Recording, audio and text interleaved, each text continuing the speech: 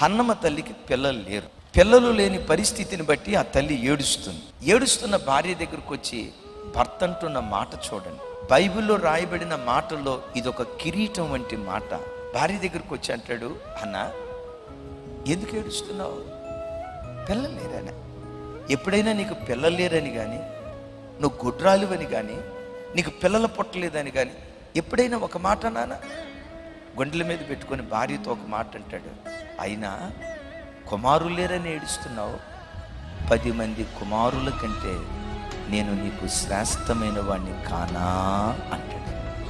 భర్త తన భార్యతో ఎవరితో పోల్చుకొని మాట్లాడుతున్నాడు?